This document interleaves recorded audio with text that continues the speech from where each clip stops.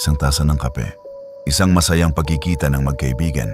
At ilang minuto lang, may isang buhay na tuluyang naglaho. Sa gitna ng marangyang kafe sa Jakarta, nagsimula ang isang kwentong yayanig sa buong Indonesia. Isang kaso ng selos, misteryo, at isang nakamamatay na lagok ng Vietnamese iced coffee.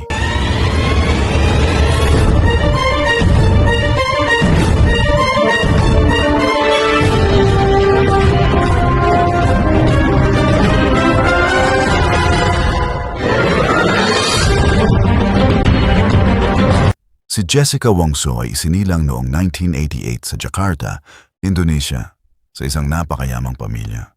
Siya ang bunso sa tatlong anak ni na Imelda at Winardi Wongso. Lumaki siya sa marangyang pamumuhay at masasabi na lubos siyang nasanay sa pagiging spoiled.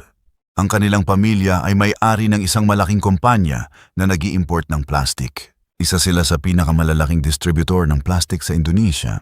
Marami ang tumatawag sa kanyang ama bilang Plastic King. Sa isang bansang tulad ng Indonesia, kung saan karamihan ng populasyon ay nabubuhay sa kahirapan at kumikita ng humigit kumulang $4 kada araw. Kabilang si Jessica sa iilang nasa mataas na antas ng kayamanan. Lahat ng gusto niya ay nakukuha niya at higit pa. Noong 2005, lumipat ang mga magulang ni Jessica sa Sydney, Australia. Dahil doon ang pangunahing merkado ng kanilang negosyo, bumili sila ng isang napakagandang bahay sa suburban harbor area ng Double Bay, isa sa pinakamahal na residential area sa Sydney. Isang maliit na lote pa lamang doon ay maaaring nagkakahalaga ng milyon-milyong dolyar. Bumili ang ama ni Jessica ng dalawang magkatabing lote para mas maluwag ang kanilang tirahan. Gayunpaman, sa hindi malinaw na dahilan, hindi sumama si Jessica sa Australia kasama ang kanyang mga magulang at kapatid. Naiwan siya sa Jakarta upang tapusin ang kanyang high school education. Nag-empleyo ang kanilang pamilya ng dos-dose ng staff at mga kasambahay upang alagaan siya sa panahong iyon. Mula pagkabata, mahilig na si Jessica sa video games at may talento rin sa pagpipinta. Kaya niyang umupo at mag-drawing ng ilang oras. Dahil dito, nagpasya siyang mag-aral ng graphic design. Pagkatapos niyang makapagtapos ng high school noong 2007, lumipat siya sa Sydney upang tumira kasama ang kanyang pamilya at nag-enroll sa Billy Blue College of Design. Kahit nasa Australia rin ang kanyang mga kapatid, kanya-kanya sila ng buhay at bihira silang magkita. Nagsimula ang kanyang buhay sa universidad at nakipagkaibigan siya sa maraming tao. Inilarawan siya ng kanyang mga kaibigan sa kolehiyo bilang masayahin, makulit, at laging nagpapasaya sa lahat. Sa panahong iyon, nakilala ni Jessica ang isa pang Indonesian student na si Myrna Salihin. Ang kanyang ama, si Eddie Salihin, ay isa ring matagumpay na negosyante. May kambal na kapatid si Myrna na si Sandy Salihin. At ang kanyang long-time boyfriend ay si Arif, na nag-aaral naman sa Melbourne. O habang si Myrna ay nasa Sydney, mabilis na naging magkaibigan sina Myrna at Jessica dahil pareho silang kabilang sa upper class. May hilig sa design, ang mga independent, modernong babae na may matitibay na personalidad. Sa kabila ng kanilang pagkakapareho, may mga pagkakaiba rin sila. Kung si Jessica ay prangka at palaging sentro ng kasiyahan, si Myrna naman ay mahiyain at simple. Mahilig si Jessica na maging sentro ng atensyon. Samantalang mas gusto ni Myrna ang tahimik at simpleng pamumuhay. Bukod pa rito, hindi tulad ni Jessica, napakainit at malapit ang pamilya ni Myrna sa isa't isa. Madalas silang lumabas kasama ang dalawa pa nilang kaklase na sina Hani at Vera. Nakapwa rin galing sa mayayamang pamilya sa Jakarta. Mabilis lumipas ang panahon at dumating ang graduation day. Pagkatapos ng graduation, bumalik si Myrna sa Jakarta kasama ang kanyang boyfriend, habang si Jessica ay nanatili sa Australia kasama ang kanyang pamilya. Noong Hunyo 2015, bumisita si Myrna sa Sydney para magbakasyon. Nakipag-ugnayan siyang muli kay Jessica at nagkasundo silang mag-dinner. 4 na taon na ang lumipas mula nang sila'y magtapos. Habang masaya at kontento ang buhay ni Myrna kasama ang kanyang fiancé at naghahanda sila para sa kanilang dream wedding. Hindi ganun kaganda ang takbo ng buhay ni Jessica. May trabaho siya sa New South Wales at may long-term boyfriend na si Patrick, ngunit puno ng pagtatalo ang kanilang relasyon. Ayon kay Jessica, gumagamit si Patrick ng ipinagbabawal na substansya at may pagkamarahas. Unti-unti ring lumalala ang kanyang mental health. Hindi na siya ang masayahin at masiglang Jessica noon. Nag-alala si Myrna para sa kaibigan. Bilang isang tapat at prangkang tao, pinayuhan niya si Jessica na makipaghiwalay na kay Patrick. Ngunit hindi inaasahan ni Myrna ang naging reaksyon ni Jessica. Bigla itong tumahimik at hindi sumagot. Pagkatapos magsalita ni Myrna, bigla na lamang tumayo si Jessica at iniwan siya sa restaurant nang walang paalam. Doon natutunan ni Myrna ang isang mahalagang aral. Huwag basta magbigay ng payo tungkol sa pag-aasawa o pakikipaghiwalay.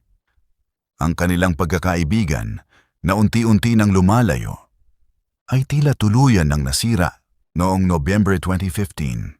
Ikinasal si Myrna kay Arif sa Bali.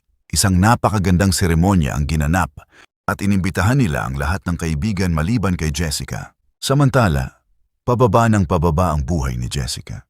Noong Agosto 2015, binangga niya ang kanyang Audi A3 sa isang nursing home habang siya ay lasing. Mabuti na lamang at walang nasaktan. Sa buong taon, 5 beses siyang naospital dahil ayaw na niyang mabuhay. Madalas ding pumunta ang pulis at ambulansya sa kanyang bahay. Noong Nobyembre, humingi si Patrick ng restraining order laban kay Jessica. Binumbard siya nito ng libu-libong mensahe at nagbanta na papatayin. Silang dalawa kung iiwan siya.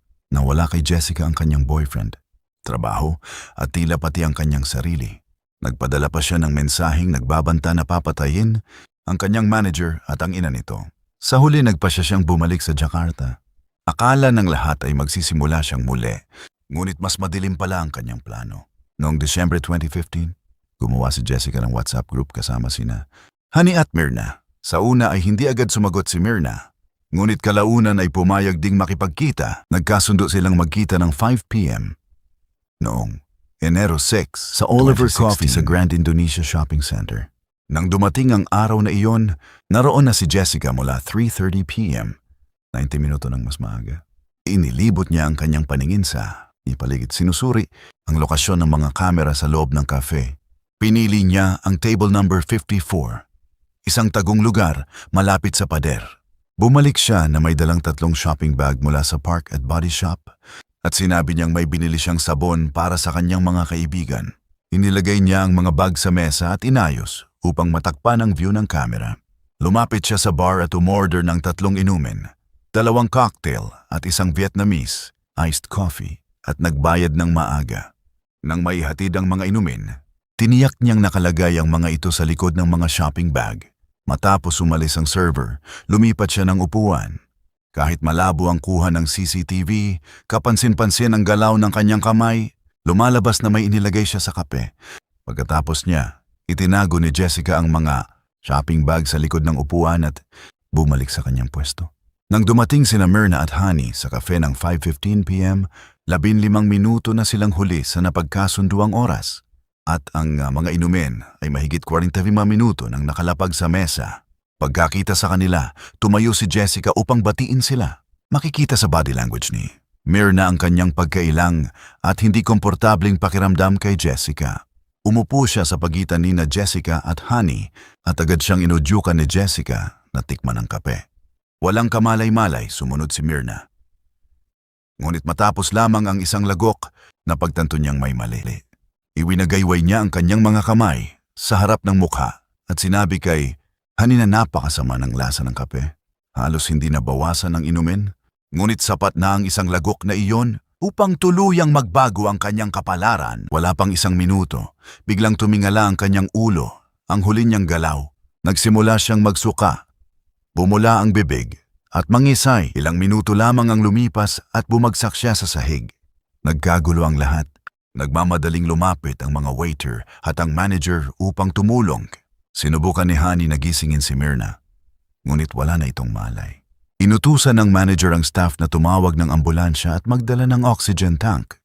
Ang mga customer ay napalingon sa takot habang sumisigaw at umiiyak si Honey. Tanging si Jessica lamang ang tila kalmado at walang emosyon. Ayon sa manager, inakala niya noong una na inaatake ng epilepsy ang dalaga. Ngunit tinitigan siya ni Jessica at nagtanong, "Ano ang inilagay ninyo sa kape?" Nagtaka at nainsulto ang manager. Iniisip kung bakit sila inaakusahan ng pakikialam sa inumin. Dahil sa hinala, inutusan niya ang kanyang staff na isil ang tasa ng kape bilang ebidensya.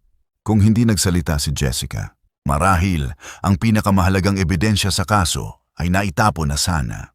Tinawagan ni Hani si Arif at sinabing inaatake si Myrna at bumubula ang bibig. Siyempre, nabalot ng matinding takot si Arif.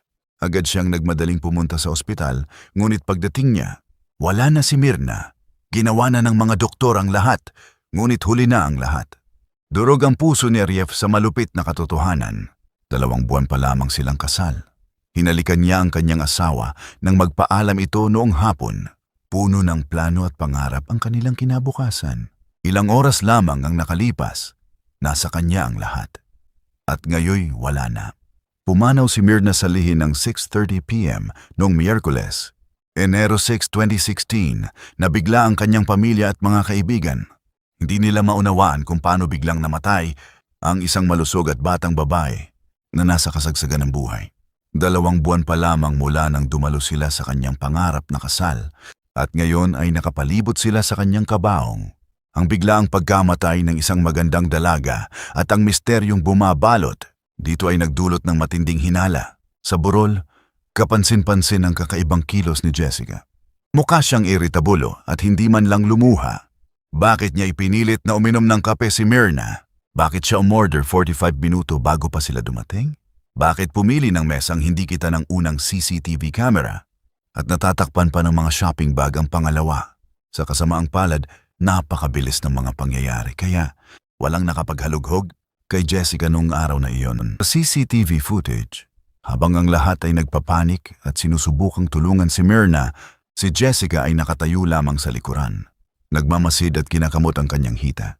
Ayon sa mga toxicologist, ang pangangati sa kanyang kamay ay maaaring dulot ng direktang paghawak sa cyanide. Nang hilingin sa kanya ang kanyang pantalon para suriin, sinabi niyang itinapon na niya ito dahil nasukahan daw ito ni Myrna.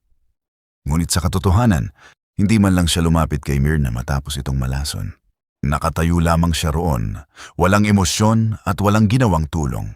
Isinauli ng manager ang kape sa pulis para imbestigahan. Pagkalipas ng 3 araw, lumabas ang resulta. Naglalaman ang kape ng nakamamatay na dami ng cyanide. Sa Indonesia, bilang bansang mayoryang Muslim, hindi hinihikayat ng relihiyon ang autopsy. Kailangan ng pahintulot ng pamilya sa mga kasong kriminal. Noong una, nagatubili ang pamilya ni Myrna. Sa huli, pumayag silang kumuha lamang ng ilang sample, ngunit hindi sa full autopsy. Isinagawa ang pagsusuri noong Enero 9. Lumabas sa resulta na nagkaroon ng pagdurugo sa tiyan ni Myrna at may maliit na dami ng cyanide rito. Ngunit wala itong nakita sa ibang bahagi ng katawan. Dahil sa maagap na desisyon ng manager na isil ang tasa, nagkaroon ng matibay na ebidensya ang pulis. Ang sandata sa krimen ay isang tasa ng kape na may halong cyanide. Paano nakuha ni Jessica ang cyanide? Mahirap itong makuha ng legal. Ngunit walang ebidensyang nahanap ang pulis na bumili siya nito. Niyanig ng kaso ang buong Indonesia at naging sentro ng atensyon ng media. Kumalat ang samut-saring haka-haka. May nagsabing may lihim na pagtingin si Jessica kay Myrna. May nagsabing galit siya dahil hindi siya inimbitahan sa kasal. Ayon kay Arif, maaaring nasaktan siya sa payo ni Myrna na hiwalayan ng boyfriend. Para naman kay Sandy, kapatid ni Myrna, selos ang motibo. Ngunit lahat ng ito ay haka-haka lamang.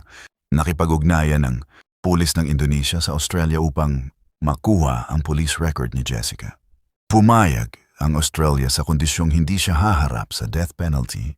May 13 police reports laban kay Jessica sa Australia, kabilang ang pagbabanta at drunk driving. Noong Hunyo 15, 2016, nagsimula ang paglilitis sa Central Jakarta Court. Hindi siya nagpakita ng pagsisisi bagkus ay tila masaya pa. Umupa ang kanyang pamilya ng mahigit 15 abogado. Ipinunto ng depensa na maliit lamang ang cyanide sa tiyan at wala sa ibang organs. Noong October 5, 2016, ibinaba ang hatol. Napatunayang guilty si Jessica at hinatulan ng 20 taong pagkakakulong. Dahil sa kasunduan sa Australia, nakaiwas siya sa parusang kamatayan. Para sa karaniwang mamamayan ng Indonesia, naging malinaw na kahit ang mayayaman ay may sariling problema at kalungkutan sa buhay. Kasunod ng kaso, ang Vietnamese iced coffee ay tila naging pinakasikat na inumin sa lungsod na makikita sa halos lahat ng kafe. Ngunit dala rin nito ang isang madilim na kwento na wala ng sino man ang nagnanais pang balikan. Sa huli, Isang tasa ng kape ang naging simbolo ng pagkakaibigan na nauwi sa trahedya. Isang kaso na nagpaalala sa buong Indonesia na ang tunay na panganib ay hindi laging nakikita. Minsan, ito'y nakatago sa likod ng isang ngiti. Hanggang ngayon, marami pa ring tanong ang bumabalot sa kasong ito. Ngunit isang bagay ang malinaw, ang isang lagok na iyon ay tuluyang nagbago ng maraming buhay. Isang simpleng pagkikita ng magkakaibigan ang nauwi sa isang trahedyang yumanig sa buong Indonesia.